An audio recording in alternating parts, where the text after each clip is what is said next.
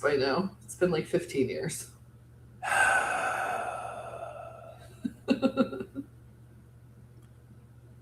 Oh, that's right. Da, da, da, da, da, da. La, di, da, da, da. And that's My it. husband worked today for the first time in weeks. Oh, nice. Yeah, the construction industry is totally like, whew. Oh, yeah, I don't doubt it. But you remember, everything's fine. The economy's doing awesome. Best economy ever. Mhm. And he's been with me while I'm working, and God, I love him, but it's disrupting my routine. Like usually I listen to my like podcast while I'm working, and it's my quiet time. I Sorry, feel like Mrs. Ogre's going to be getting a surgery in a couple of months. We hope. I mean, she was supposed to get it last year. She was supposed to get it a couple months ago. She was supposed to get it this month, but it keeps getting delayed. But when she gets that surgery, she's going to be home for a couple of weeks, and it's going to be like, there's a person home during the day while I'm working. I know it's rough. It's like this is not how I do things. Stop being home while I'm working. You're not supposed to be home until like 4 o'clock. Go away. It is rough. It is rough when you're because the thing is like when he's around me, I just want to like hang out with him. I don't want to do anything.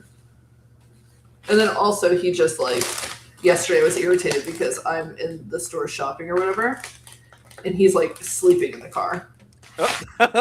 Why are you with me? If you're not going to keep me company, why are you even here? Mm-hmm. Hi, everybody. Peoples have come in. Hello, peoples.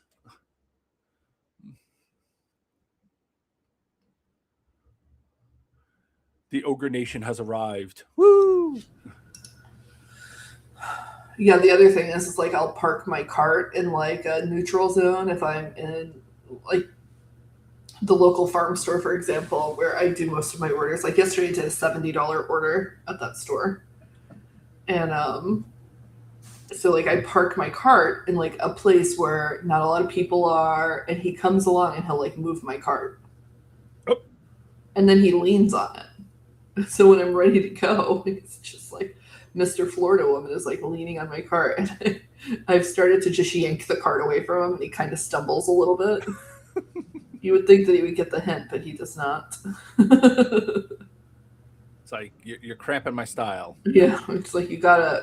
I literally looked at him yesterday. And said, "Well, if you hadn't moved the cart, it would have been fine." He goes, "Do you want me to move it back?" I said, "No. If you want to battle all these people, then do what you want to do." But I'm just saying, you could have left it there. It was fine.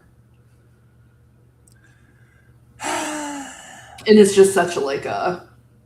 It's not like a huge deal, right? But like when you have like a flow, Mm-hmm.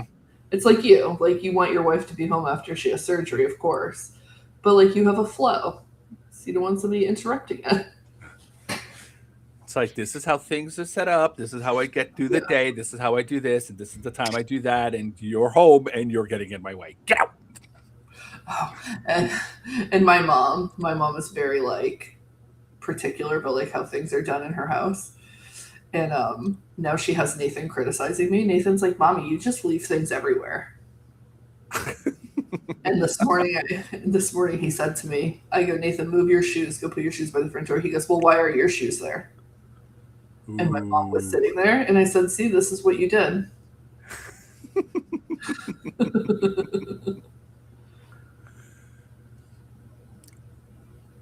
How's everybody doing out there in Ogreland?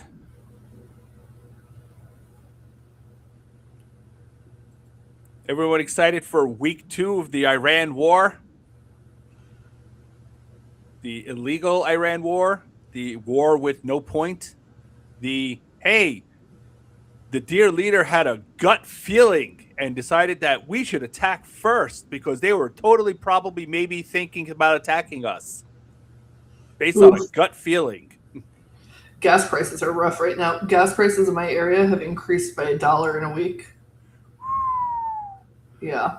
I haven't looked in the last 4 days, but the last time I looked, they were up by about 40 cents. Yeah, it's So I can only imagine what they are now. I'll and know when I go out later. you don't have like a hybrid anymore, do you? I wish. You're I so- wanted an electric car. If Harris had been elected, I would have an electric car right now. I think for But you, like an electric car makes sense. Have you ever driven an electric car? no, just a hybrid. Okay, so I had one of the times that somebody hit my car. It was in the shop, and the rental company gave us an electric car, and I fucking hated it. Now, Why? I liked going fast because it had uh, um, Jeez. it goes really fast. It went really fast. Like you press the gas and you're like up to 60 miles per hour. It's like fast. They were fast. I'm trying to But think of the name for it. But you press the gas to go up to 60 miles an hour, and then suddenly you have half a battery life left. And like because it wasn't like a Tesla, they didn't have like fast chargers. So I would have to sit outside at this place down the street to get it charged. It would take like 30 minutes. And then I don't even like to pump gas. My gas is constantly, if Alex doesn't fill my gas tank, you mean then Miss Florida woman? yeah, Mr. Florida Woman doesn't fill my gas tank, then I'm driving around with a quarter of a tank all the time. Sometimes it's blinking and I'm driving. Jesus. Because I just don't have the attention span to stand there and pump a full tank of gas. I just don't like to do it. Like today, I'm going to put $8 in my gas tank. Probably not. Oh my God. Just put it in, sit in your car, and look at your phone for 30 seconds. No, I just can't do it. It's just, I hate it so much. So he always fills up my gas tank. And then it works out because I don't have to pay for it. See, we've got yeah, Morgan says it's up a buck in general. I don't think it's spiked that much over here yet, but honestly, like I said, I haven't checked in the last 4 days, so it could be up that much by now. I do not know. But which one? We have an electric charger station. We've got two of them. One of them's like 2 blocks away, one of them's like 4 blocks away. And honestly, one of them I could just drop it off and go hang out at Starbucks for half an hour, or I can do some grocery shopping.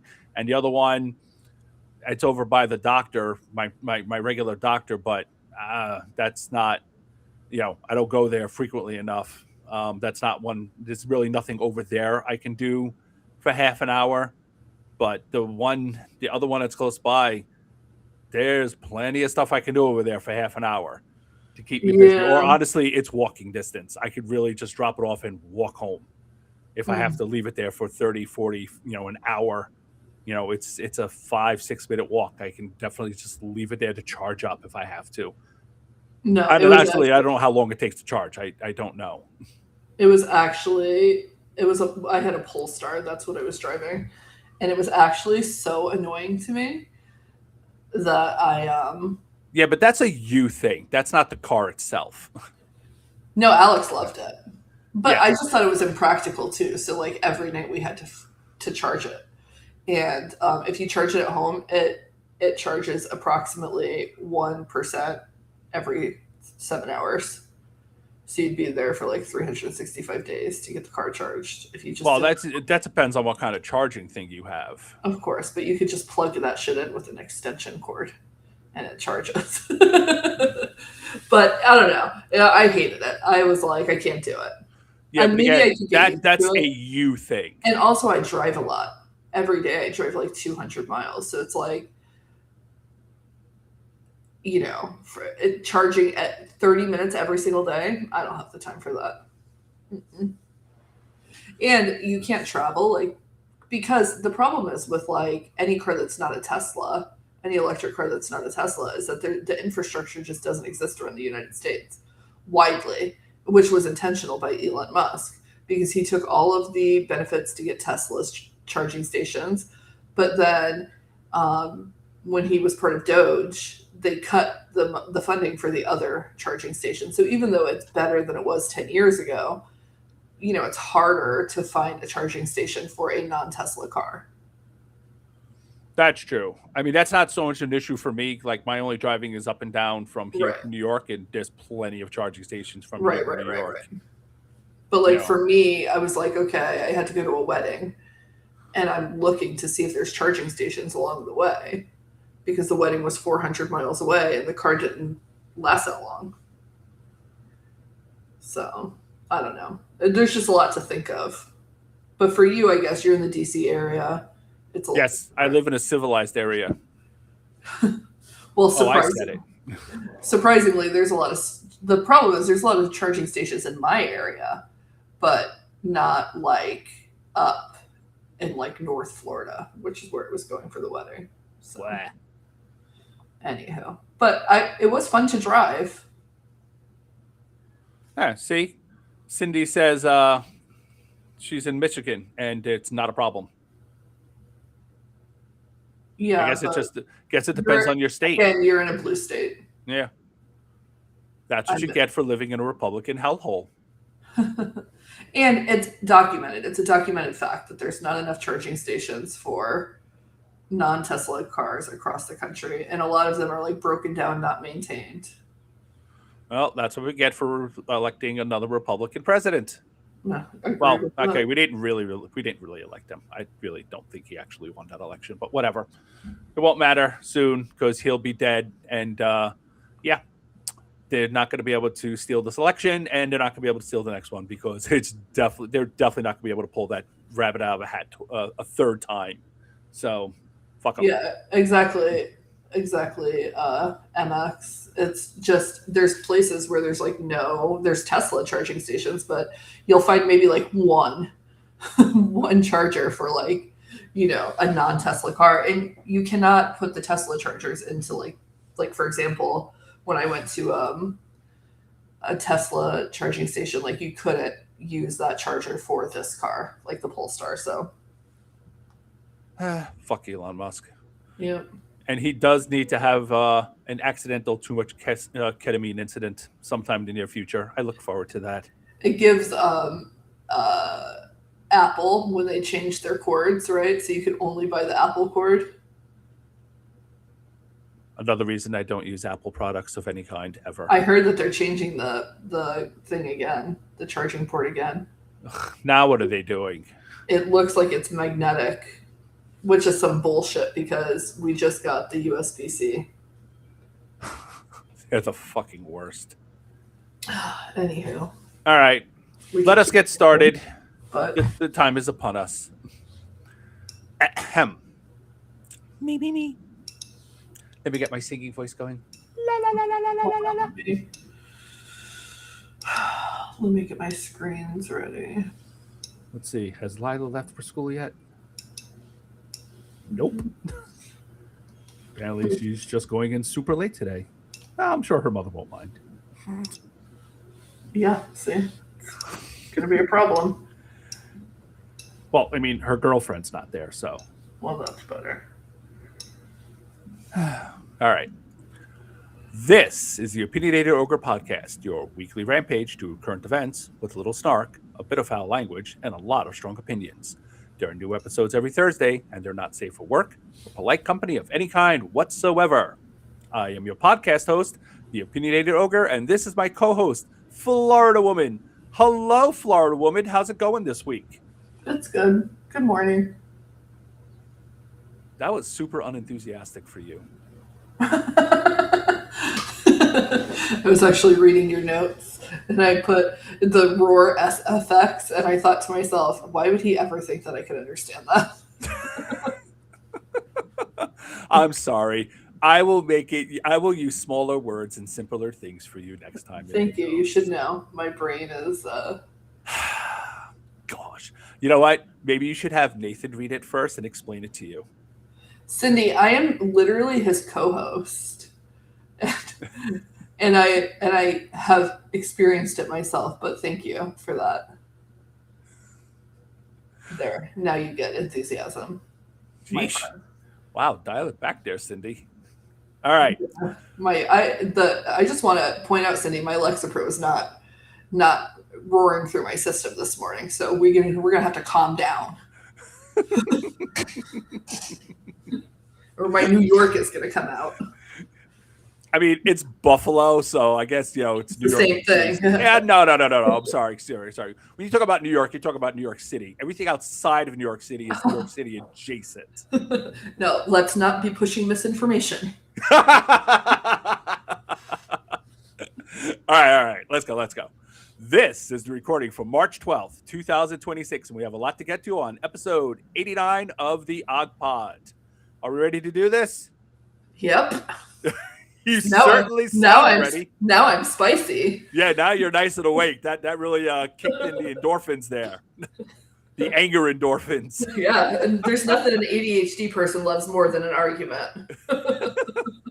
All right, then let's get to it. It's time for the Ogre Nation News Update.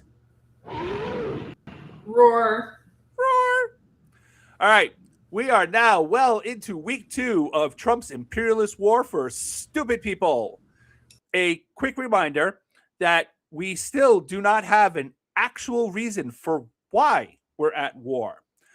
The regime didn't bother to come up with a story, and they just spewed out a dozen different rationales, most of which contradict each other and everything the regime was saying up until 2 weeks ago. So that's nice. Isn't that nice? That's nice. Since our last show, we've also added as excuses that we've gone to war that Trump had a feeling to the pile of gibberish which has made everyone feel so much better about the whole thing. Trump also said we're doing this for other parts of the world. A generous interpretation of that would be that we started to bomb another country and caused a global oil shock, pushing the entire region world into economic stress and chaos in order to remove a threat to global peace, because war is peace. A less generous interpretation is that the United States military is Trump's personal mercenary army, and for the low price of a few billion in bribes, our troops have been rented out to destroy a country in a war with no defined end goal. I think I'm leaning towards the less generous interpretation of what he meant. So, yay. To make matters worse, because it can always be worse with these fucking idiots, the regime has admitted, because Trump won't shut his fucking mouth, that they accidentally killed all of the people they were planning to install as puppets. The original idea behind this war was to run in, knock out the leadership, and get people willing to bend the knee and put those people in place. It was going to be a repeat of Venezuela, right? Fast, low risk, splashy. Trump is a hero. Hoorah! But because they're so fucking incompetent, they screwed that up. So now the former Supreme Leader's son has taken over, and he's way more extreme. Both of his parents have been killed, right? The former Supreme Leader and his mother were killed in an unprovoked attack, as well as reportedly his wife and one of his sons. Also, reportedly again, he was injured, and still reportedly, he's far more intent on getting nuclear weapons than his father was. I know, isn't it crazy that they took out the extreme government only for a more extreme version or a more extreme guy to be put in power, and one whose father, wife, son, everybody was murdered. It's like, this is like a bad Bond villain origin story. Yeah, it's just so bad. Like, if I wrote this for a movie, they would be like, come on, man, aren't you laying it on a little fucking thick here? Really? It's like, well, I mean, I want to make sure he's got a grudge. Yeah, but I mean, his father, his mother, his wife, and his kid. I mean, do you have to do them all? Like, 2 of them would be fine. You don't need all 4 of them. And he's injured. And I mean, you don't, it's overkill. But that's what it seems to be happened here. So this is when we would like to remind our audience that Iran did not have nuclear weapons and was explicitly not pursuing them before Trump 2.0, up until he ripped up before Trump 1.0.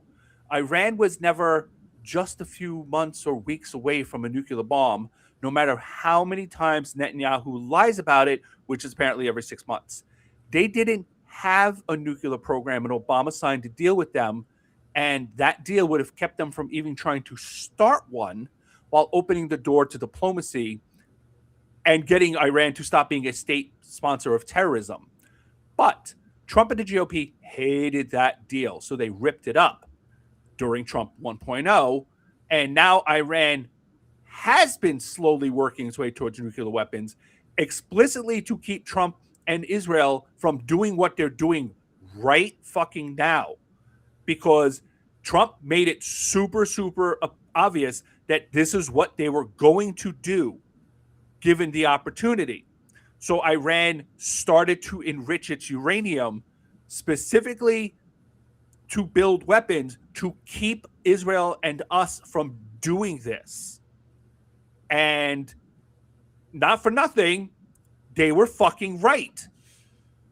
No, not that Iran is the good guy here, but they were right about what Israel and the United States under Trump were going to do. Biden was never going to invade. He was never going to start a bombing campaign. Harris was never going to start a bombing campaign, no matter how many fucking times Glenn Greenwald and Matt Taibbi and the Young Turks said they were, okay? Or she was. This was always going to be something Trump did, and he fucking did it, which means Iran was right to start working on their fucking bomb program. And now they're going to keep working on their bomb program because they don't have a choice.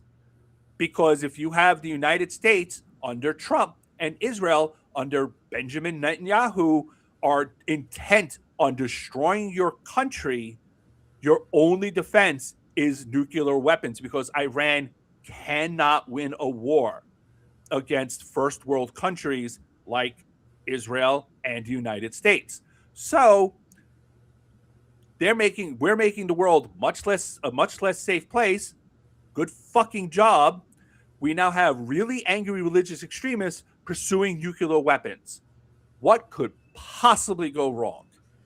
Yeah, and Iran did have some enriched uranium when Obama was president, but we knew where it was. And it wasn't the kind that you could use for a nuclear weapon. Right. Like, it wasn't even remotely close to that. It wasn't close. And there was inspection, so we knew where their stockpiles are. Now we don't even know where it is. And they're talking about sending in troops to try to get it back. It's much closer to the kind you need to make a weapon. Yes, and it's a terrible idea because 7 service members have already died. The thing is that Trump thought that when he invaded Venezuela, oh, this was easy, let's go do it again. But like, Iran has an actual like military. It's not like Venezuela. It's much more. And it's not like Iraq either. Yeah. So like I was saying, a 7th service member is dead. I saw another report that said at least 8 are severely injured. So I guess we could expect more deaths in the coming days, maybe. The regime has responded to these deaths by complaining loudly that the press is only covering them to embarrass Trump, which is unfucking believably disrespectful to the dead. And I can tell you that as somebody who has a close friend who died in Iraq, like, it's just, I would have lost my fucking mind. Everyone knows that the most important thing about dying for your country is to not embarrass the dear leader, you know? Heaven forbid. Meanwhile, when Trump showed up to receive the flag-covered coffins, he wore a fucking baseball cap with USA written on it that you can buy at his website, for $55. He was actually wearing fucking merch, which is insane. I asked my brother, who is a veteran, I was like, hey, what do you think about Trump wearing the hat? He goes, to be honest, I don't care either way. He goes, but, you know, it is disrespectful. He said there's more important things to worry about, but he said it is disrespectful. And that's pretty much the vibe of the veterans groups, too. Like, it's fucking disrespectful. Fox News was quite aware of how bad that looked and accidentally played footage. Accidentally played footage from last year when he went to a different dignified transfer without a hat. When they were raked over the coals for it, they admitted that it was wrong footage, but never played the real tape. Maybe they would have if Trump was wearing a tan suit. Um, Trump was still wearing the hat later the same day as he was playing golf. You can tell how sad he was by the loss of life under his command. You know, he had to go play golf a couple rounds, very broken up. There have been some complaints that the libs, um, that would be you guys and me, are focused on the wrong thing. That the hat is just a distraction from real issues, like my brother said. And my brother's not MAGA though, so it's a little bit different. You would be incorrect, and maybe don't tell other people when they're allowed to be angry about it or what they're allowed to be angry about. It's not just the hat, it's the fact that Trump doesn't give a flying fuck about the men and women he sends off to die in war, a war that he started just for funsies. He finds their deaths to be a nuisance, something keeping him from golfing and watching TV, something that the press is using to make him look bad. It's all about Trump, and who cares about the suckers and losers who died? Which is, for me, it's not even like the hat, it's the fucking golf. It's the press conferences at Mar-a-Lago. Like, what the fuck are we doing? Yeah, Like, he just doesn't give a you shit. you can't be even bothered to stay at the White House near the Situation Room when you started a fucking war. He started the war in a weekend that he was at Mar-a-Lago. Well, Like, he was very busy. He had things. He was at a party. right, like you're partying while you send people to die. It's very much when the rich wage war, it's the poor who die. Um, the other problem is the media's galling double standard. The legacy press held Obama and Biden accountable for every little goddamn thing. Do you remember the latte salute? Oh, Jesus fucking Christ. Yes, I do remember that. And they of course allowed it, the right to make the tan suit a fucking scandal. A fucking tan suit. We still hear about it. Biden glanced at a watch during a dignified transfer, and it was like the greatest scandal in American history. Fox News ran 24-hour segments about this fucking shit. But Trump wears a baseball cap that he's selling. He wears merch to a dignified transfer, and that for troops that he personally fucking got killed in a war that he doesn't even know why he started. And the legacy press is just like, nah, whatever. And then people wonder how Trump got into power a second time. Well, it's because Republicans are not held to a lower standard. They're held to no fucking standard at all. Exactly. Now, meanwhile, the price of oil cracked 100 the other day. And hold on a second. Let's see. Where are we now?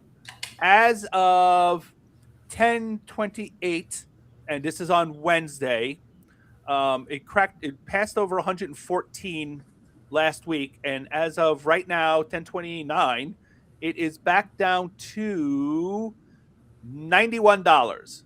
It was down to like $85 yesterday, but now it's back up to $91 Wednesday morning. So that's exciting, but it's not going to stay there. It's going to keep going up. The longer this drags on, the higher prices will go, and this will drive up the price of literally everything else. Everything. Everything. The cost of shipping and manufacturing is going to go through the roof. The price of plastic will go up. The price of microchips will go up. The price of everything's going to go up. Inflation was already on the rise, and the economy was already wobbling. With last week's job report showing a steep loss in jobs when there was an expectation of a very modest gain. We're going to talk about that later. An oil shock is going to be a lodestone around the neck of our economy and economies all over the world. Rachel Maddow was talking about this. There are countries that are already having gas shortages, like their gas stations are just out of gas. So say hello to a global recession if the war drags on for weeks and months, which at the rate we're going, it almost certainly will. And here's a fun fact I learned from Heather Cox Richardson's newsletter on Monday. 1/3 of global fertilizer passes through the Strait of Hormuz, which I vaguely remembered learning years ago because most fertilizer is nitrogen based, which means petrochemicals. Cut that off, and fertilizer becomes wildly more expensive. And planting season is starting right fucking now. But don't worry, ICE is getting rid of all the migrant workers, so there's not going to be anyone to pick the crops that won't be growing anyway. Well, last week we made a super obvious prediction that this unnecessary war of choice would benefit Russia an awful lot. And what do you fucking know? It is. Not only not only is the skyrocketing price of oil keeping Russia's war machine in business, the Trump regime is going the extra mile to help out our good friend Putin. How? Well, by lifting sanctions so India can buy oil from the pariah state still in the middle of invading Ukraine. The State Department under Rubio is considering lifting even more sanctions to help Russia make even more money. Oops, we meant to globalize the oil market. Oh, silly mistake. Anyone could have made that mistake. This is after we learned that Russia is giving its military ally Iran, critical intelligence on American positions to better target their missiles and drones. Yep, it's fucking happening. The intel isn't the scandal, though. Military allies do what they do. The scandal is that we're still helping Russia after they helped another country target and kill American troops. Again, if this was literally any other president, including Bush, this would be a massive scandal and they would already be impeached for treason. Trump is helping a country who is deliberately getting our troops killed. But Trump gets a pass because it's a given that he works for Russia at this point. How many MAGA moms are going to lose their kids to Russian intel and still praise their cult leader for his incredible leadership sucking up to Putin, the man who killed their child? Sadly, probably a lot, because cultists got a cult. Of course, our little Moscowian candidate is still deciding if he wants to cut and run from the war because it's super unpopular and threatening to turn the midterm blue wave into the midterm Noah's flood, followed by the midterm asteroid that killed the dinosaurs on top of the midterm Black Plague, but only for Republicans. Or he's going to send in troops because ending the war without toppling the Iranian government would be seen as Trump running away from a fight, and that is absolutely intolerable for a strongman leader or wannabe strongman. Are you saying the dear leader isn't strong? But look at him; he's so healthy and look at muscles. I bet he could arm wrestle me into the ground. Speaking of that, what I love about him is that every time he shares like a AI generated photo of himself, it's always him with muscles. Oh yeah, because he's so manly. I mean, God, even when he was younger, he was so awesome and muscular. Everyone knew it. Yeah, right. Well, anyway. Well, remember, Trump's entire shtick is that he's an unstoppable fascist dictator. If he can't declare victory, the illusion is shattered and he has nothing left. It's the same trap Putin walked himself into in Ukraine, which is why he's fighting a war he should have quit 3 years ago. He can't, and neither really can Trump. He's doomed either way.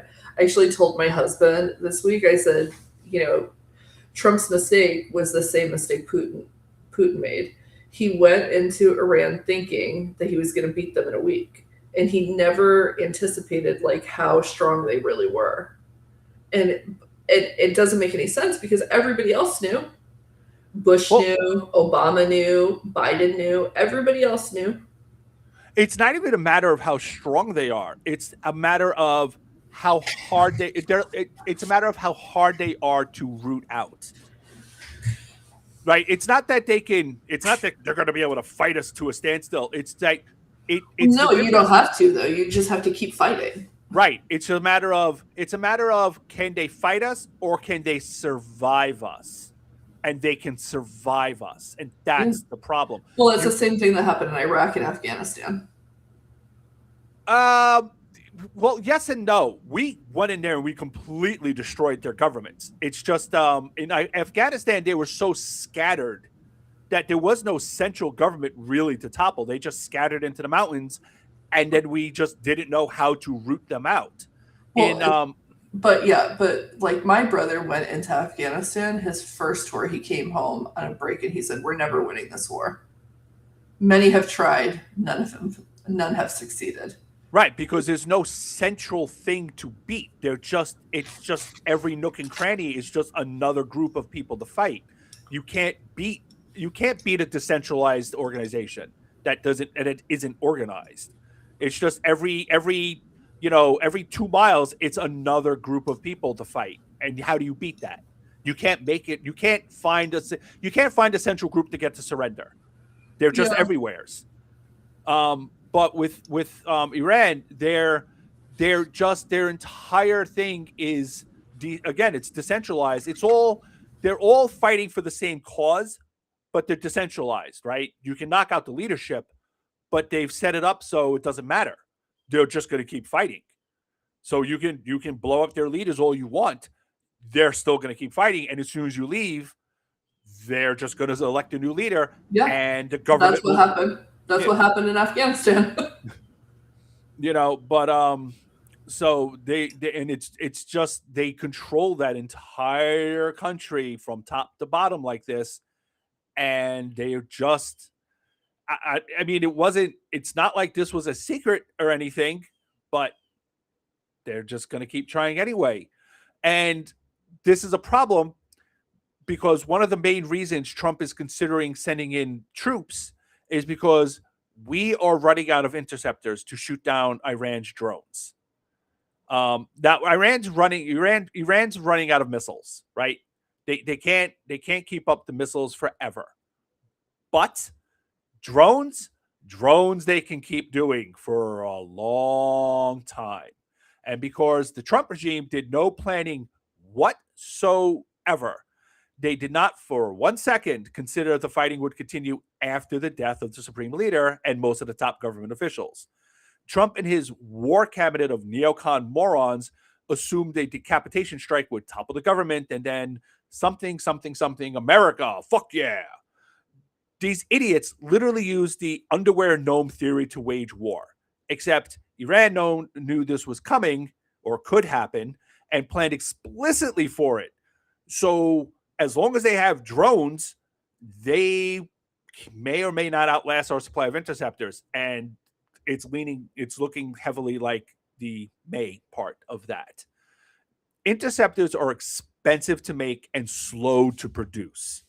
Drones are quick and easy. See the problem? Depending on how drastically the Trump regime miscalculated, we could run out of missiles and Iran will be free to wreak havoc across the Middle East, which means the only way to stop them would be a massive and deadly invasion we are not even remotely prepared for, or we would need to leave. The second option assumes Israel would agree to stop bombing, which they may not do because Netanyahu finally has the war he's been waiting over 30 years for.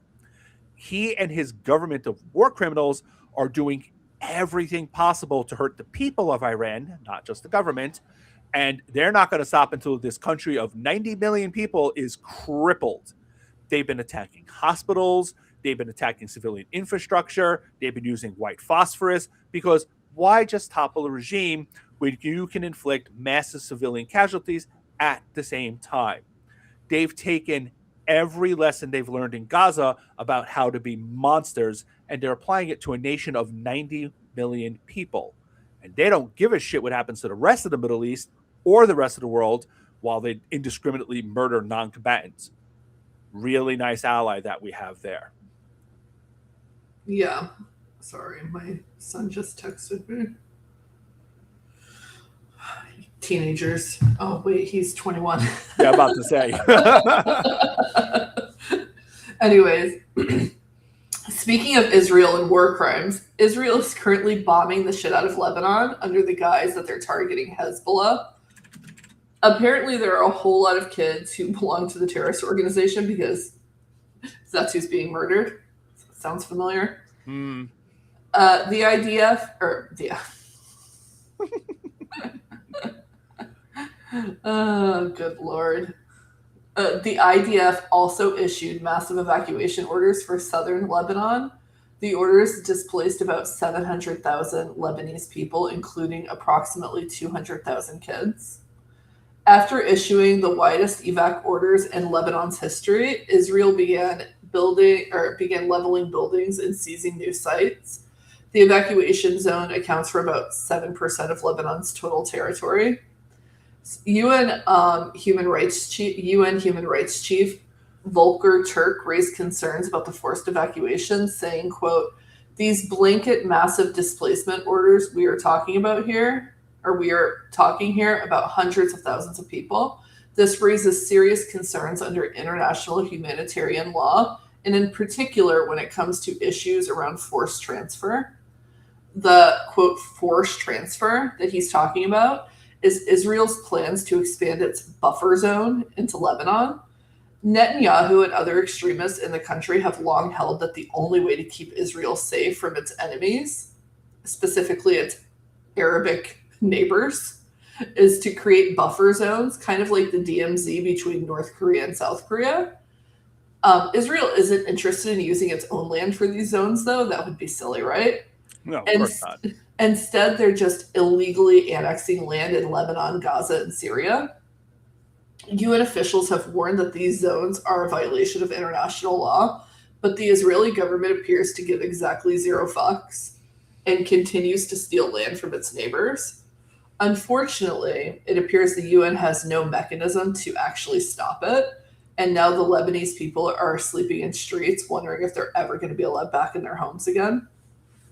And one wonders how long it's going to be before Israeli settlers show up and start building homes there, which of course will force Israel to extend the buffer zone even further into Lebanon.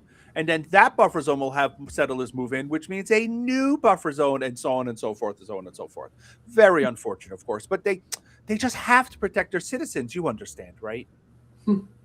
Yeah, yeah. We've seen how this particular scam works in the West Bank and in Gaza. So Yeah, it's really infuriating that the U.S. has the power to stop it, or at least has more.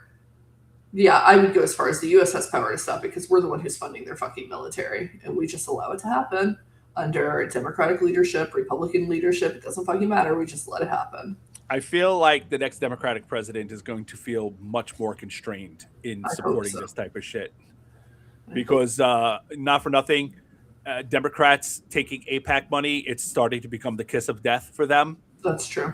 So once the money becomes toxic, so does supporting them. So and they did it to themselves. They honestly didn't have to do this. They didn't. They don't have to do this. But Netanyahu's extreme far right government is just making the entire country toxic, and it's going to come back to bite them in the ass. Good luck. They can turn to Russia, they can turn to China, but those countries are extremely xenophobic, and they're going to discover sooner or later that that's not going to work out for them in the long run. Yep.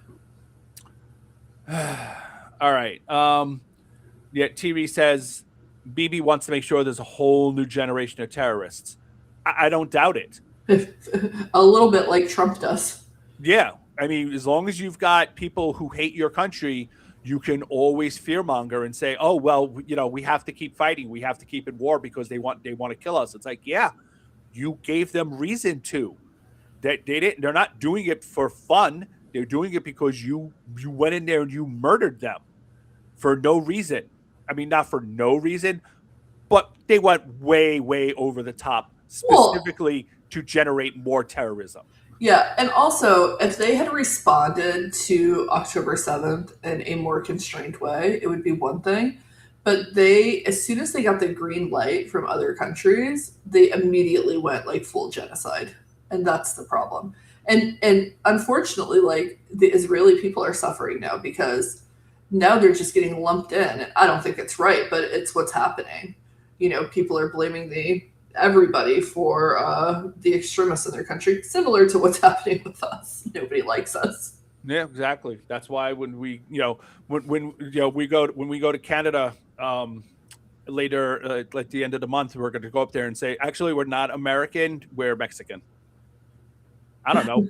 Maybe Canadians won't tell the difference. Wait, you're going at the end of the month? Allegedly, yes.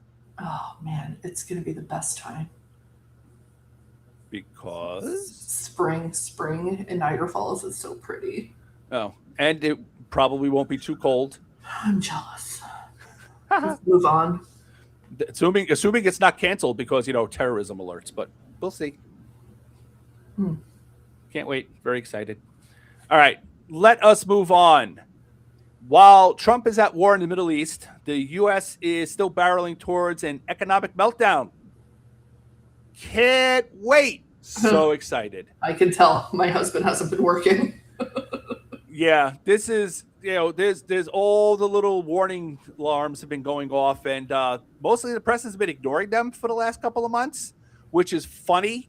Like, I haven't seen the word recession anywhere in the headlines recently, which is odd considering I saw it for 4 years straight under Biden, but whatever. Is this the month that we're going to be in a recession? Yeah, is a recession coming? Are we in a recession? Is now when we're turning to recession? How long before we're in recession? They're not doing that right now, which is really fucking getting on my nerves. But anyway, the February jobs report came in. It was supposed to be, they were talking about picking up 50,000 jobs. Turned out to be negative 92,000. It's like, yeah, that's a bit of a dip.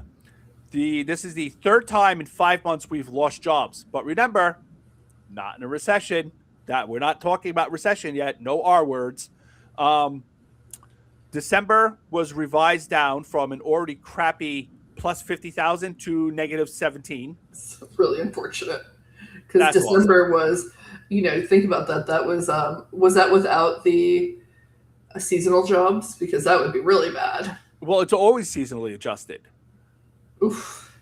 Yeah, no, they always seasonally adjusted. They don't count seasonal jobs because, that doesn't tell you anything. January was also revised down, but only by 4,000. So it was leaving it at a weak, but not crushingly terrible 126,000, which is not, it's not horrible. It's not great. Unemployment ticked up to 4.4%. So, also not terrible, but it's not great. And it is moving in the wrong direction. Now, the next couple of months are going to be not great as the oil shock and inflation rip through the economy and the world economy, which is just going to be, oh, wow, so looking forward to it. We were already on wobbly ground and sinking. This is going to accelerate what was already happening, which seems to be a bit of a theme for Trump. He takes things that were going wrong and makes them worse way faster, and then we just pretend that's not happening for some reason. Art of the deal. Yep, art of the deal. So we are heading right towards a recession. Plus, if you will recall, Ogre Nation, we have been talking about two different bubbles. Most people only talk about the AI bubble. And we have talked about the AI bubble. But there is a second bubble. It's not as large as the AI bubble, but it's still a pretty big fucking bubble. And it's from our good friends in the fucking banking sector again. Those fucking prick bastards. This is the same type of bubble that we saw in 2008 and 2009. It's that bubble again, but bigger, broader, and even stupider. All right. I'm going to give you a really quick, if you have not seen the movie The Big Short, I urge you strongly to watch the movie The Big Short. It is, I've talked about this repeatedly. It is incredibly, incredibly useful to explain what happened in 2008, 2009, and what's about to happen again. There is a thing called a collateralized debt obligation, a CDO. I'm going to explain this in really, really stupid, simple terms. If you take a bunch of debt credit card debts, mortgages, car loans. Doesn't matter what it is, as long as it's debt. We take out loans for all sorts of things: motorcycles, scooters, groceries, I know. any. Which has become a real thing with Affirm and Yeah, Klarna and all of those companies. right. Every time you buy something online, you see those little things like pay. Afterpay. Yeah, pay in four easy payments. That's private debt, right? It's not a credit card, but it is still debt. Okay, they take those loans. It's still a loan. You take those loans. Now, any given one of those loans, there's there's a chance that it'll get paid off, and there's a chance that it won't get paid off, right? You can gamble on that. But if you take a whole bunch of them, and I'm talking millions of them, and you start shoveling them together into something called a CDO or multiple CDOs, collateralized debt or obligation, what you end up with is this large, broad financial instrument. And since it's a whole bunch of bits of debt, well, now it's averaged out. Chances are most of them won't go bad. Most of the loans won't go bad. And now you take that, and people use that to bet on. The banks bet on those. Mm-hmm. Okay, like they sell it like stocks essentially, because they assume most of that debt's going to get paid, and then you collect money because the debt gets paid. Yada yada yada. All right, the CDOs. This is what they did with the mortgages back in 2000, before 2008, 2009. They bet hundreds of billions of dollars on these things. And what had happened was the banks started shoveling, because they ran out of mortgages. So they started putting out really bad mortgages. They were shoveling debt down people's throats. Subprime mortgage loans. Subprime mortgage loans. These were, hey, do you want a mortgage? Do you have a job? We don't care. Take a mortgage. Do you have any kind of credit? We don't care. Take a mortgage. So they can put it into CDOs and then sell the CDOs. I'm sure a lot of you remember George Bush's "Everybody gets a house. Everybody deserves to have a house." Right. They just were shoveling it out the door so they could put it all in CDOs. And that's why they did it. That's explicitly why they were doing it. So they would have more products to put into these CDOs so they can make money selling the CDOs. They didn't care what happened later as long as they were making billions of dollars right fucking now. And they were giving people loans with varied interest rates, which meant that as the interest rates went up and down, that the people's mortgages went up and down. So they got like balloon mortgage payments that were due, and it was fucking crazy. Yeah, it was all crazy shit. They did all these weird, crazy shit in order to convince people you can totally afford this. You can totally afford this. Don't worry about it. Don't worry about it. Don't worry about it. You can totally afford this $200,000 house with your $30,000 a year job. And then the people started not being able to pay them off, and then the whole thing started falling apart. And then the banks got caught with billions and billions of dollars in bets they couldn't pay off. And Lehman Brothers collapsed. And then you had all the banks collapsing, yada, yada, yada. Now, the banks learned an important lesson. Do that again, but don't do it with just mortgages. Now they're doing it with mortgages. Now they're doing it with car loans. Now they're doing it with everything, right? So it's not just the housing market that you have to pay attention to. You have to watch car loans. You have to watch the grocery loans. You have to watch any kind of loan. Yep. And if you remember, your car loans back then were typically 3 years. Now they're 6 years. So right now, the auto loan industry, they're having huge problems. The grocery loan, people are defaulting on the grocery loans, and the fact that grocery loans are actually a thing is a problem. So the debt market, the private credit market, is starting to crash out, and investors are starting to pull their money out of the banks and investment firms that have $2 trillion invested in the whole private credit market right there. Because again, CDOs, this is a much bigger bubble than the 2008 2009 bubble when it comes to the private credit market. It's the same thing, just much bigger and much broader. And it's starting to collapse, and people are trying to get their money out of it. And like BlackRock is one of those investment companies, and they've started telling people, you can't pull your money out. We don't want you pulling your money out because then it becomes a bank run, a self-fulfilling prophecy. Mm-hmm. And which, you know, I'm sure their investors are like, fuck you, give me my goddamn money. So we're looking at the beginning of that collapse. Is it going to happen? Probably. Don't know for sure, but it certainly does look like it's starting to begin because people are defaulting on their loans left and right because the economy's shit.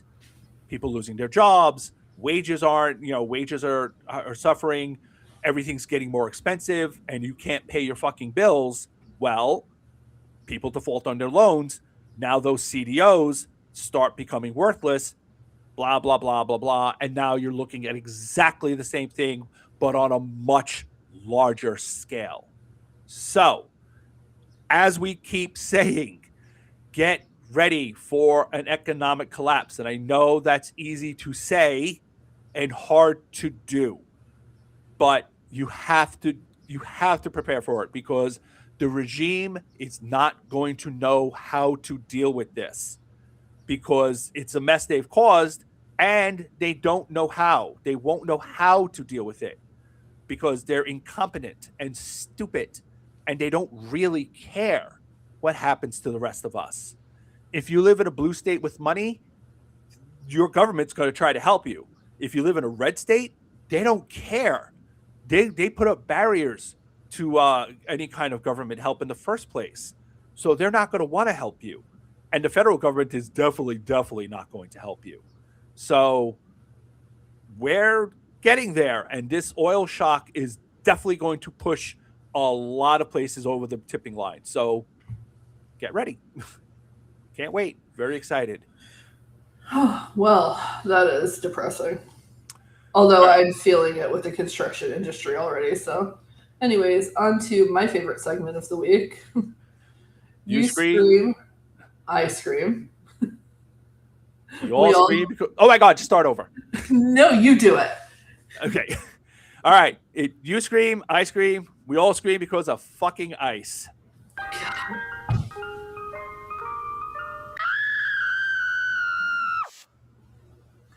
We're the worst people at being in sync. Yeah, no, we can't synchronize at all whatsoever. No, it's amazing that we're such good friends because we're so totally opposite.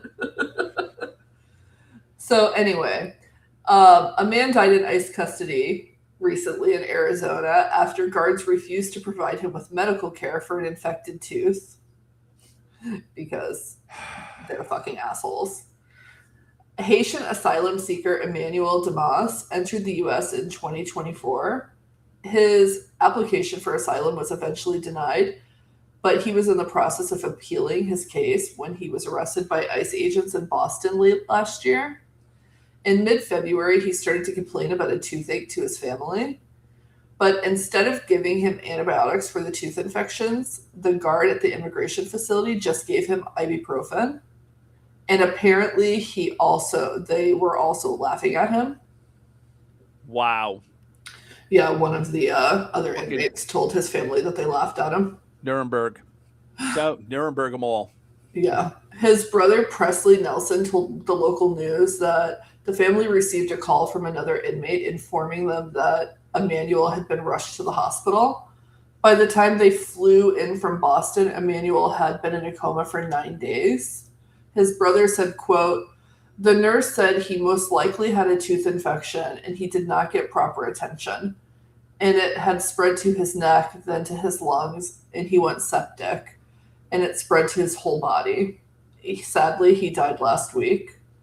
The family is now calling for an investigation, but we already know how that's going to go. After all, as we always say, the cruelty is the point." And no one's going to be held accountable. And this is exactly why they're doing what they're doing. They want people to die in these concentration camps. They want them there. They want them to die there. No, because they don't care what happens to them. They just don't want him among the rest of us, which is, silly. you know, And these people, when this regime is over, and we come for them, they're going to be like, we don't understand. Why are you doing this to us? But we're the victims here. And it's like, no, actually, that's not how that right? works. They made us do it. We didn't want to, but we had to. We were forced. Oh yeah, we were just following We orders. were That's like, okay. we really need that $50,000 bonus, so we had to do it. Well, in other news, a year ago, Mahmoud Khalil was arrested by masked ICE agents in his apartment building in New York City. The detainment of the Columbia University graduate was one of the first high-profile immigration arrests in the country under Trump 2.0. The regime took him into custody because he was exercising his First Amendment rights by protesting the U.S. involvement in the Israeli war on Gaza.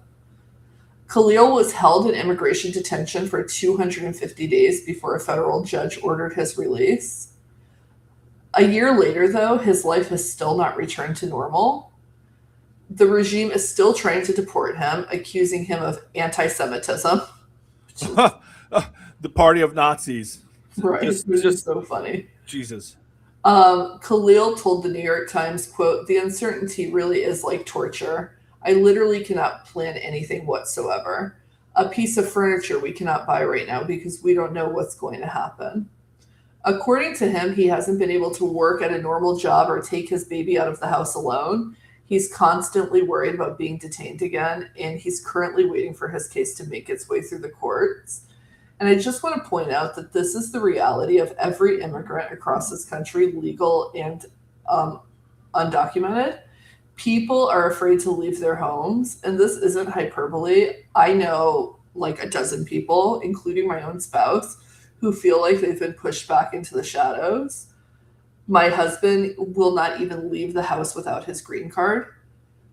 We were going to take our son to the park the other day, and he goes, "I don't have my wallet," and we had to turn around so that he can get his green card because he can't go anywhere without having it on him. And then, of course, it's like, if we do get stopped, are they even going to pay attention to his green card? We have no Exactly. idea. Yeah, we've seen enough stories like, here's my passport. Oh, that's fake. Yes, and I have other relatives who are here under temporary protected status, and they haven't received their cards, and their cases just say pending, which is completely intentional because he wants to make people undocumented. So it's really, really horrific and infuriating. Yeah, TV says their ideology is stolen humanity. You know what? That's not really accurate. It wasn't stolen. They gave it up. They threw it away, and they did it on purpose. They voluntarily gave away their humanity because they want this. They chose this. No one made them be this way. They could have walked away at any time, and they didn't want to. They're happy to do this. I've been saying for years, literally years, that they're speed running the Nazi playbook. Like, the Nazis, the German people had to be walked. They had to be trained, right? They had to be trained to atrocities. They had to be taken step by step to atrocities because they didn't understand what was happening to them. We understand. Like, we understand the history. We know what this is. We've seen it. We know what they're doing. And the American right, they're not walking towards the atrocities. They're sprinting towards it with open arms. They know what's coming and they want it. They want the concentration camps. They want the mass murder and the genocide. And they're fine with it. They talk about it all the time and they're eager for it to happen. So these people can't say, "Oh, we didn't understand. We didn't know what was happening." It's like, yes, you did. You tell us all the time what you want to happen. So later, when they're just like, "Well, we didn't know. We didn't know we were victims," like, no, no, you fucking weren't. You were eager participants, and you'll never fucking be forgiven for this. Yeah, I just as somebody who's affected by it every single day of my life, the stress of it is like unbelievable. Yeah, they'll never forgive them. No, Never forgive I them. will never forgive people who put my family in danger ever. Yep. All right, let us move on to headlines for short attention spans. Your favorite section. Mm. So, Transparency Organization opened the books, released a report on the Pentagon's lavish spending habits. This, I'm sorry for everyone who is not already familiar with this story. If you have high blood pressure, I suggest you sit down, put your feet up, like take some aspirin because this is not going to go well for you. Um, the Pentagon has a budget quirk called use it or lose it, Mm. where if they don't spend their budget, they lose it the next year, which has led to some incredibly perverse incentives. In September, it's been reported, the Pentagon and its $1 trillion budget, remember, they have a $1 trillion budget right now. They spent $93.4 billion on grants and contracts in September. Remember, the fiscal year ends October 1st, right? So the end of September, they have to finish spending their money. So they spent 1/10 of their $1 trillion, just about, in 1 month. They spent $50.1 billion in just 5 days. There's zero chance these contracts and grants were fully vetted for conflicts of interest or even whether or not they were necessary. The It's wild. money, yeah, the money had to be shoveled out the door, so it was. But wait, it gets worse. They spent $2 billion on Alaskan king crab, 6 point $2 million on crab. Oh, wait, I'm sorry. Wait, I'm not done. $6.9 million on lobster tail just in September. 1 month. They also spent over $7.5 million in lobster tails in March, May, June, and July of 2025. They really, really like their fucking lobster at the Pentagon. I'm wondering if any of that would. I don't know if you know, but whenever the military is about to do something fucked up to the troops, there's the joke that they go in the night before and they're getting like crab legs and lobster and stuff like that. So I wonder if any of that went to the troops for those dinners. It was like, hey, we're about to really fuck you. Have some crab. I feel like they probably didn't. But they also spent $15 million on ribeye steak, $1 million on salmon, $26,000 on sushi preparation tables. The fuck? Yes, I guess they really like sushi too. These are the fucking assholes that we're supposed to give another $500 billion to. To which my response is, fuck you. I was writing an article yesterday. It's going to be out later today. I used the word elites to describe the Trump regime. And this is not language I normally use. It's not part of my typical political vocabulary.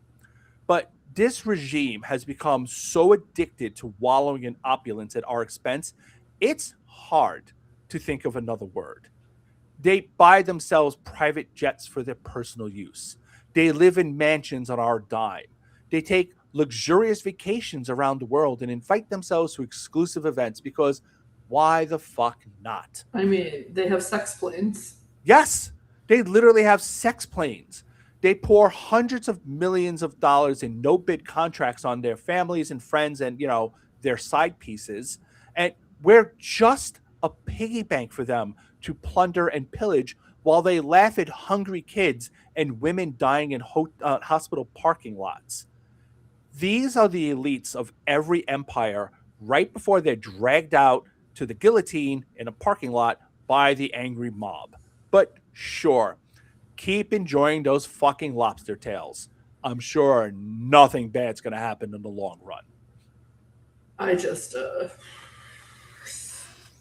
Right? But, like Morgan says, fuck you, libs, and fuck your Head Start. We don't have money for that. And, fuck your, fuck your Medicare and fuck your Medicaid and fucking food, SNAP, food for hungry kids, food, school lunches. We can't afford that. How are we gonna pay for our fucking lobster tails? Oh my God. Yeah, Priorities here. it's really gross. Yes, it is. Well, good news, everyone. Not that wasn't amazing news, but we must move on. The war on women is still going strong on the right. We saw, Hooray. yeah, super excited about that as a uterus carrying person. We saw proof of that on Monday when Wyoming Governor Mark Gordon, a bitch ass Republican, of course, signed a fetal heartbeat bill into law. The new law prohibits abortions once cardiac activity is detected, generally around 6 weeks. Even though all credible medical professionals know that this is not when a fetus is viable. Just to be clear, for our audience members who are not familiar with the fetus, at 6 weeks, it is not a fucking heart. It's barely a muscle. It's like a, yeah, exactly. And also 6 weeks is before most women know they're pregnant, unless you're me and can feel the parasite growing. Just kidding. I love you, boys. The Wyoming law will only allow women to have abortions past that point if there's a medical emergency. But as we've seen around the country, these motherfuckers don't understand what constitutes a fucking emergency, which is why women are dying. But that's the point, right? Kill women and praise Republican Jesus. Yeehaw. Yeehaw. Praise Republican Jesus. All right. I wrote about this story from the Miami Herald last week, and I talked about it with Dana and Lawrence on the Gen XE show on Friday. This one was, God. So this is from the Miami Herald. The Secretary of Miami-Dade County's Republican Party started a group chat primarily for conservative students last fall. And within 3 weeks, it was filled with racist slurs. Someone wrote dozens of ways of violently killing black people, and the chat was renamed after what one member described as Nazi heaven. In WhatsApp conversations leaked to Miami Herald, participants used variations of the N-word more than 400 times. Again, 3 weeks. Regularly described women as whores, used slurs to talk about Jewish and gay people, and mused about Hitler's politics. And it gets way worse from there. It was straight up genocidal conversation, and no one was kicked out of the group for being a disgusting monster. If I was in a group chat and someone started talking about how we needed to kill all the black people and women deserve to be raped, either they would have to go, I would walk and make a lot of fucking noise about it while I left.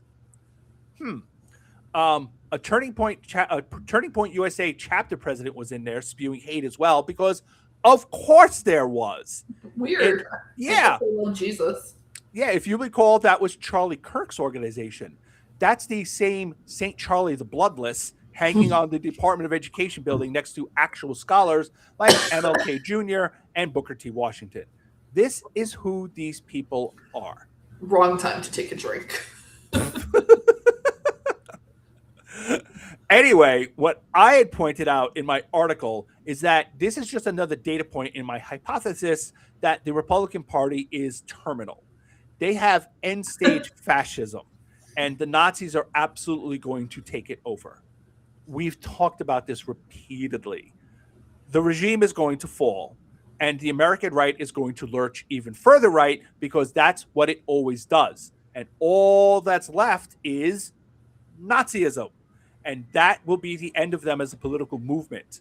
Because once we crush the Nazis, and we will, because Nazism is self-defeating in a country as diverse as ours, the right will have nowhere left to lurch to. There's nothing left after that. And it all falls apart for them.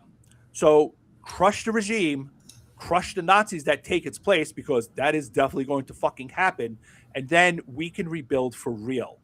I know that sounds like a lot of work, but for the first time in my life, I can see an end to the cancer that's trying to consume this nation, which, that's a really nice fucking feeling. As hard as it's going to be, it's really nice to see there's an end to this coming. they're going to destroy themselves, and we get to help. Yay.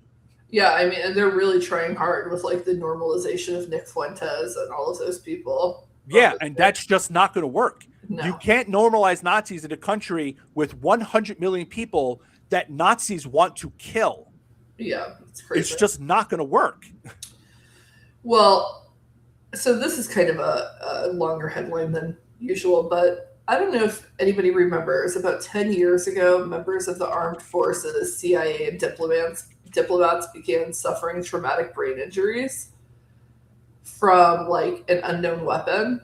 They complained of like being hit by something that caused vision impairments, hearing issues, cognitive loss, and even their balance was impacted. One person described it as having like, it felt like somebody was shoving a Q-tip in their eardrum. Oof. Another person said that the bones in her shoulders started dissolving. And then at least one person suffered injuries to his organs. Neither one of those people experienced any trauma that would explain their injuries, but the government expressed skepticism about the claims. The injuries then became known as Havana syndrome because that's where the first cases were documented. Yeah, they said it was probably just mass hysteria, which doesn't really sound right. Right, and it was all over the place. Havana, Washington D.C. Somebody even had experienced the things in the White House. So the prevailing theory was that the injuries were caused by an attack from a foreign adversary with a weapon that used microwave energy or radio frequency. And this Sunday, we got some more answers. 60 Minutes dedicated a segment to the syndrome and revealed that the weapon that caused the injuries was actually obtained overseas and tested on animals at a U.S. military base, or a similar weapon. The test showed that the animal suffered similar injuries to what the service members and others complained of.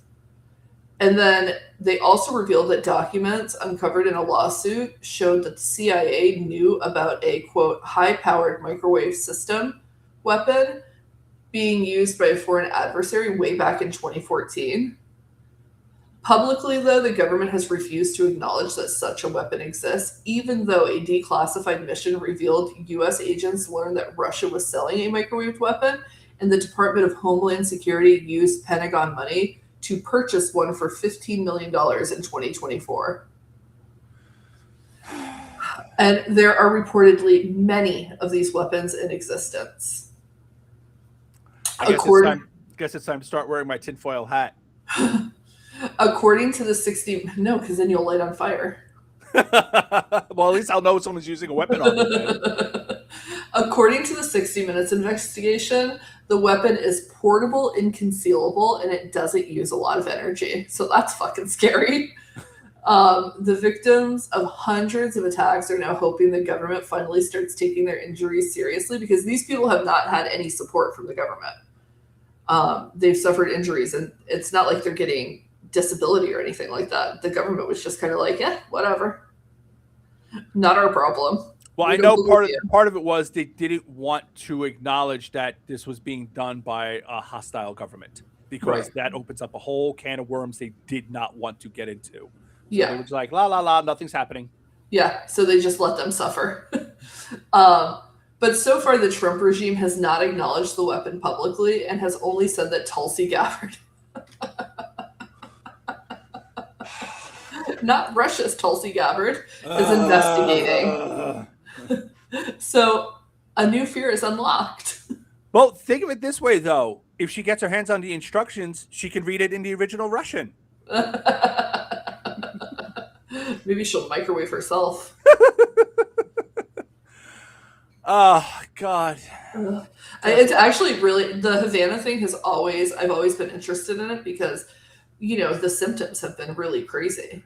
And to get more answers and to know that we've been testing this weapon. This is not something I want in the hands of the Trump regime, because, they will absolutely use that on activists and politicians they disagree with. I didn't even think about that, so thank you for that. You're welcome. I am wondering how big it is. I believe they said it was the size of a briefcase or smaller. Mm. So, yeah. Alrighty then. Now, in a little over 2 weeks, on Saturday, March 28th, America will hold the next No Kings rally across the nation. It's going to be fucking massive. The first one was last June, and about 5 million people turned out to protest. The second one was in October, and over 7 million people showed up. So, 50% increase, making it one of the largest single day protests in American history. Since then, ICE has murdered people in the streets and in their concentration camps, a lot of them. Trump has launched multiple attacks on multiple countries. The economy is collapsing, and the price of gas is going to be through the fucking roof. We here on the UGPod predicted back in January that 10 to 15 million people would be in the streets for the next King's protest. That might have been a conservative estimate at this rate. We're going to find out in a couple of weeks. Go to nokings.org to find one of the several hundred, probably well over 1,000 at this point, protests being organized. If the times for my local protests hold, I will be live streaming, I believe, 3 of them from about 9 a.m. to 2 or 3 p.m. that day. Pay close attention to how the regime responds. The amount of hysteria and panic they spew is going to tell us a lot about what they're going to be doing in November. The crazier they get, the more desperate they are. So pay attention. Well, let's wrap this up with some good news. After a 3-year delay by Republicans, the plaque honoring law enforcement officers who responded to the January 6th insurrection has finally been erected on Capitol Hill. Which they were legally obligated to do. Like, there was a law passed and they have not been doing it. They didn't do it. The plaque reads, quote, "On behalf of a grateful Congress, this plaque honors the extraordinary individuals who bravely protected and defended the symbol of democracy on January 6, 2021. Their heroism will never be forgotten." But because Republicans are absolute cowards and Mike Johnson is a bitch-ass maggot, the plaque was installed at 4 a.m. on Saturday without any of the normal ceremony that you would expect. Still, we're happy to see that the officers who defended our nation from a literal insurrection are being honored in a very small way. Now, if only the president hadn't pardoned the criminals who brutally beat them. It's weird. I'll bet you money that when the Democrats take over the House next year, they're going to have a big formal ceremony. They're going to make a big public noise about it too. It's like, yeah, our Republican colleagues refuse to make any kind of commemoration, but we're not going to do that. We're going to make a big stinking public show of it. Blah, blah, blah. That sort of thing. Guarantee it. Oh yeah, probably. And finally, Tuesday saw some more elections across the country. The one to take note of is another special election, this time in New Hampshire. Democrats flipped another red seat. Trump won this district 54 to 45 in 2024. And the Democrat, Bob Boudman, won Bobby. It's Bobby. Bobby. It's Boudman. A woman. Oh, shit. And the Democrat, Bobby Boudman, won it 52 to 48. That's pretty significant. This is the 10th straight special election win for Democrats in a row, and the 3rd this year. Republicans are facing a midterm election wipeout, and we still haven't gotten to the very bad stuff yet. The war is only 2 weeks old, and it's going very, very badly. The oil shock is going to push the economy over the edge, and we believe we'll be in a recession by the summer, even if the legacy press refuses to admit it, which they won't. Tens of thousands of ICE Nazis will be flooding the streets by the summer as well, and the violence will be off the charts as Stephen Miller continues to try to spark riots. All of this will come crashing down on the GOP, and no executive order claiming to nationalize elections will save them. But, good luck with that, you fucking fascists. Boo. Fuck you, Trump. Sorry. All right, let us move on to self-care of the week. Florida woman's going first because, she's usually depressing. Not this week, though. I'm not depressing. So this week I watched the first episode of the new Yellowstone spinoff, Marshals, and it was pretty good. Though I feel like I should have waited for several episodes to be released and binged them together. Because like I watched the episode and I was like, wait, I need more. On I know Sat it's weird. Like some channels do that, some channels don't. And it's just like I I don't know. know. I can't decide whether I prefer binge watching or not. I know. Well, we grew up, remember, where we had to be in front of the TV at a certain time, otherwise we were going to miss the show. I know, right? Oh God, It's oh, crazy all the options that they have now. we're so old. It's like the Gen Z is like the generation of instant gratification. I know. Isn't it terrible being like in your 40s and 50s? No, I'm not in my 40s. I'm just 40. So on Saturday, on Saturday, I went to my uncle's house for the brisket that he haggled the price down for. And I have to tell you, it was amazing. Cancer hasn't stopped this guy from cooking, and he can't eat it, but I can. I'm really. I sent Ogre a picture of the brisket. It looked like just a piece of burnt meat, but It anybody did look like a piece of burnt meat. I know, but anybody who knows, I should have sent you a picture of it cut, but I was like, look at this brisket, and you didn't even respond. So I was like, that bitch doesn't know what he's looking at, and I say bitch fondly. It looked like a giant piece of charcoal. It did. It did. It did. He smoked that bad boy for like 12 hours. And he also made a bomb ass potato salad that I thought about for days after he made it. Like, I actually went back to his house the day after and got more potato salad. And Damn. as I'm eating like this paper plate that was completely full of potato salad, I was like, ooh, this is too much mayonnaise. I was like, that's not good for me. So I gave the rest to my husband. I stopped myself. Your And your arteries were right. screaming. I was like, ooh, that's not good. And then yesterday I went over there and he made me brisket pizza, which was also very good. So finally, I've spent a lot of time with my youngest son. As I've explained in the past, he has ADHD and with oppositional features. So, like ODD. And then today I actually got a message that he has sensory processing disorder as well. So it's been really rough. I described him this morning to Ogre as my little neuro soup. And I'm sure that it has something to do with the fact that he was a preemie, because studies show that preemie babies have higher rates of neurodivergence. And his emotional regulation is like non-existent, which means that he gets in trouble a lot. A lot. I wouldn't know anything about that when I was a kid. We recently took away his tablet in Minecraft. We just felt like he needed a detox. But that means that we also had to replace the dopamine that he got from the game with other activities. So we've taken him to the beach and a really cool park that his brother and I both have played at when we were kids. No, Tiri, he doesn't have autism. He's been tested, because I thought the same thing. But actually, autism and ADHD are very similar.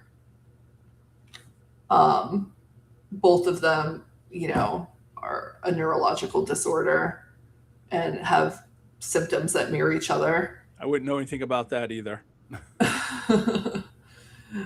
So far, like replacing his activities, like his tablet time, with other things, just taking him out and getting him moving has helped.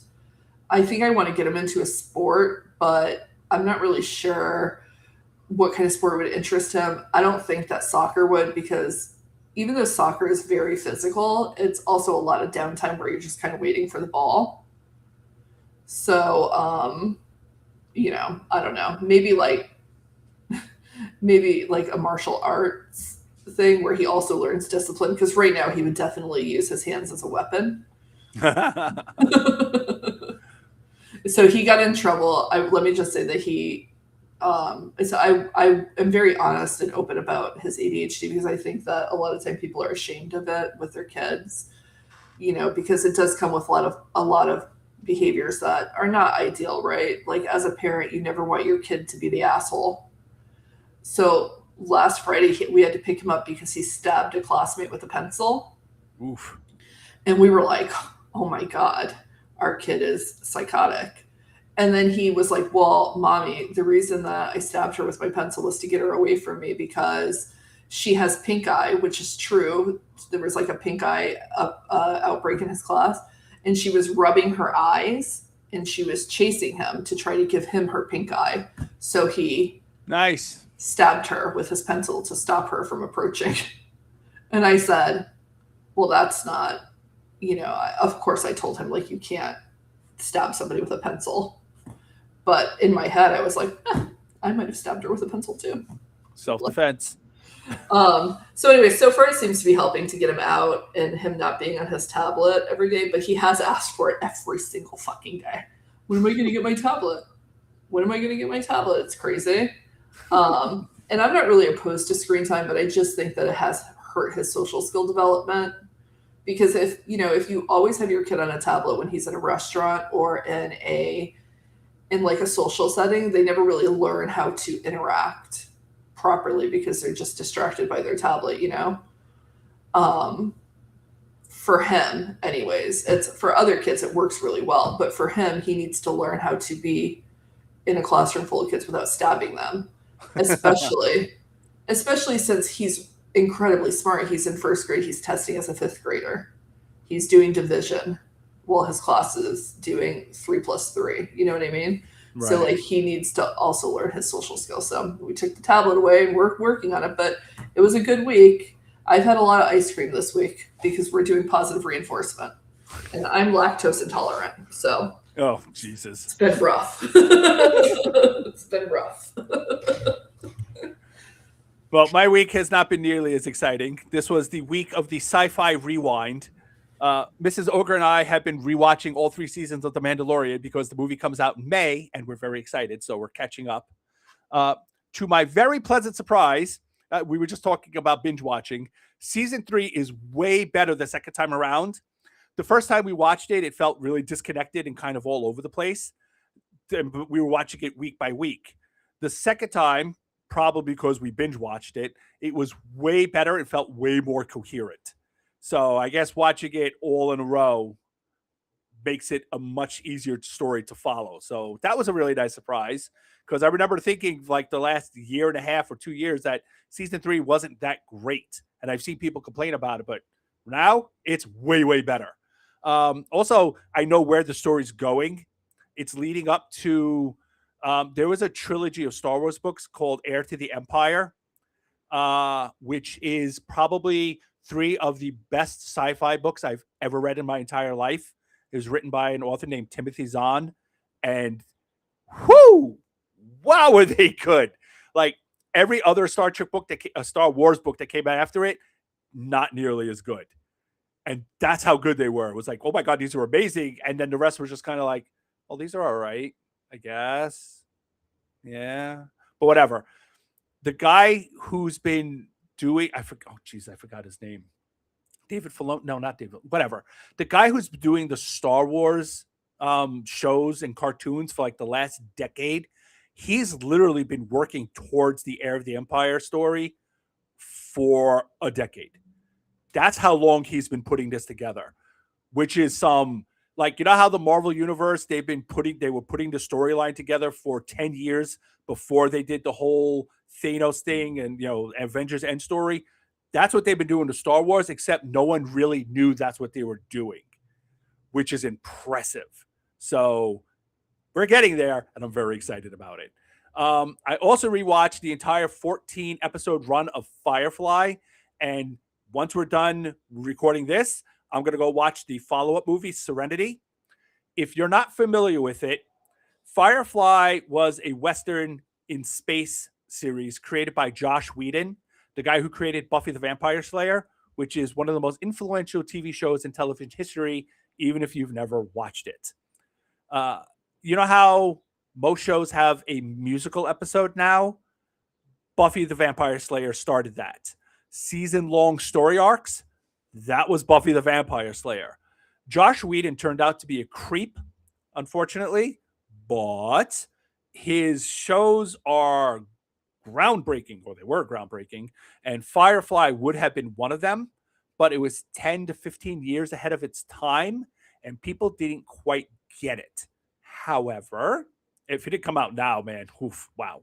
However, this Sunday, the entire cast, minus Ron Glass, who passed in 2016, they are having a reunion, and they've been teasing a huge announcement for weeks. Speculation that there's a new series or maybe an animated series coming is rampant. And man, if only I could be there in person to see the announcement. But wait, they're going to be at AwesomeCon in Washington, D.C. And I'm going to be at AwesomeCon in Washington, D.C. What a coincidence! Anyway, I'm going to be really busy this weekend. So, woo! You're such a nerd. I am. And this is like the nerd convention. Like most of the conventions I go to are anime. Yeah. This one is sci-fi and fantasy and it's comic totally books. Up your alley. What's that? It's totally up your alley. Oh yeah, no, this is everything that I am interested in. This is all of it in one thing. So Anastasia doesn't come with me to this one because she went to it once and she wasn't really into it because she's not into sci-fi, but it's not really her thing, and she's not into fantasy, but it's not really her thing. I mean, she plays Dungeons and Dragons, but she doesn't watch a ton of fantasy movies or anything. She likes anime, and she's not into comic books. She likes manga, but she doesn't she doesn't read comics or anything. Right. But this is like all of like this is my entire wall of nerd. That's AwesomeCon. That's so funny.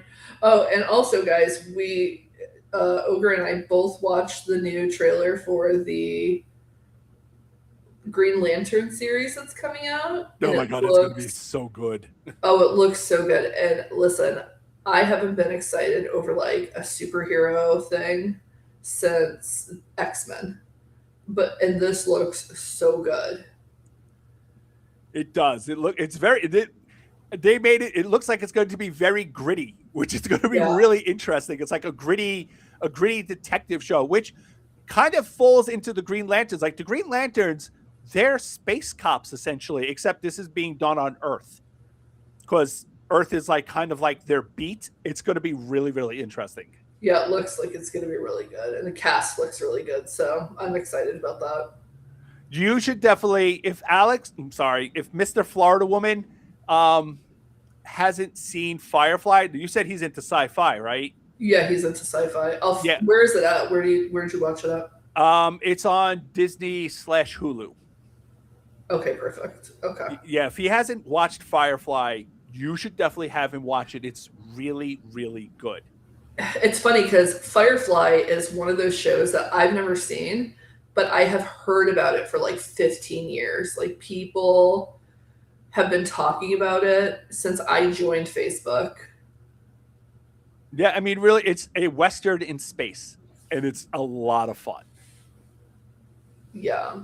And the movie's fantastic. I watched the movie before I even knew what the show was. Like, because I didn't see it at the time. When it came on TV, I didn't know about it because it was on and off in a couple of months. It only has 14 episodes. Oh, I started watching this other weird show this week called The Burbs. I know it. That's based on a Tom Hanks movie from like the 90s. It is so weird, but it does look weird. Funny. But it's funny. Yeah, it's on my radar. I do want to see it. I know it's supposed to be very like the movie. I remember watching it once. I don't remember it at all, but I know it was really fucking weird. It's weird. It's almost as weird as that show with the like the alien guy that comes down. I don't know what his name is. Resident Alien? No, I don't think so. I don't think that's what it is. I'll have to figure out maybe it's Resident Alien. Does he take over something? Does he take over someone's body and he like no one can see him except the kid? No. Everybody can see this guy.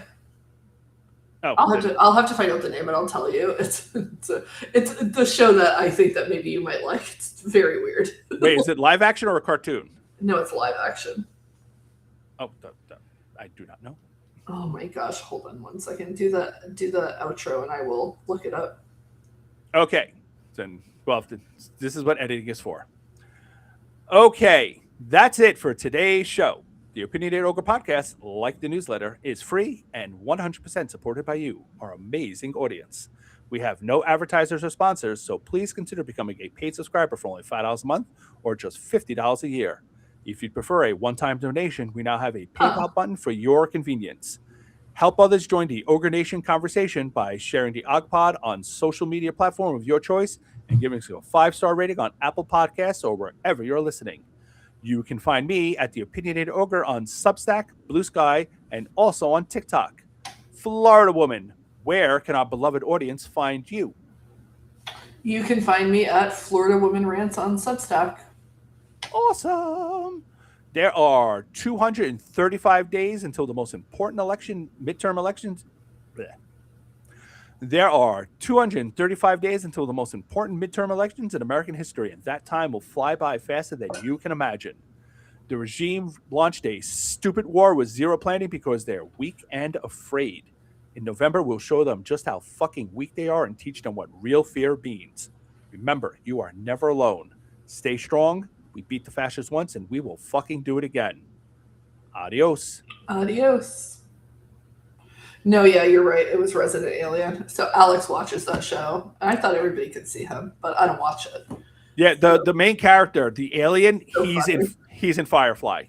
Oh, really? Yeah, he's funny. Oh, he's hilarious. He's like very like stoic and like dry. This is just very funny. Yeah, that's Alan Tudyk. He's fucking hilarious. Yeah, I guess I do like some sci-fi because I watch that. It's amusing to me. I mean, it's a comedy, so. Yeah, that makes sense. Have you seen Wreck-It Ralph? No, but I know what it is. I know what it is because of my kids. You haven't watched Wreck-It Ralph? No. Should I watch it? Oh my god, it's so cute. You should sit down and watch that with Nathan. Yeah, but is Nathan going to start being a dick? No, Nathan has a hard time with Wreck-It Ralph. Nathan has a hard time sitting for movies because of the ADHD. Unfortunately, he's more of like a episode guy, which is how I am too. I have a hard time with movies, but I can watch episodes. Ugh. Anastasia's like that. She can only watch a movie if she's already like invested in the movie. Getting her to sit there and watch something is just like, girl, just sit down and watch a movie. She'll binge watch an anime, but getting her to watch a 2-hour movie is like pulling teeth sometimes. No, it's true. I can sit there and binge a show, but I can't watch a movie. I think it's because with a movie you have one storyline for like the whole movie, but when you're watching episodes, it usually varies, so it keeps me interested.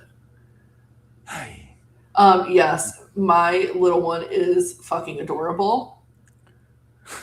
and the thing is, it's like he's so sweet. I don't know. Unless you try to give him pink eye, then he'll stab you with a pencil. Yeah, he'll stab you with a pencil if you try to give him pink eye. But he is so sweet and he's so smart. But he's so smart that he uses his ADHD. Like he says, I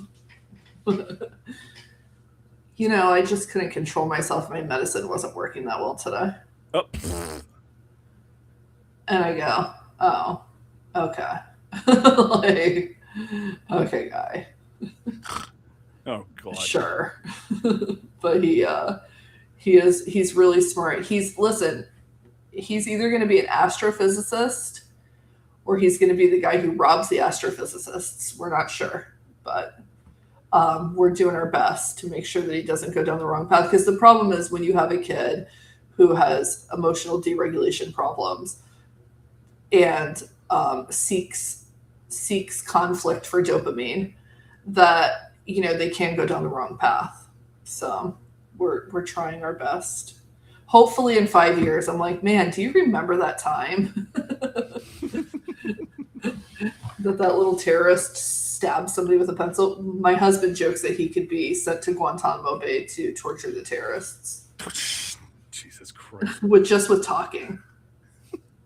But anyway, all right, guys, I gotta go. I have things to do today. Yep. All right. Bye, everybody. See you next week. Everyone.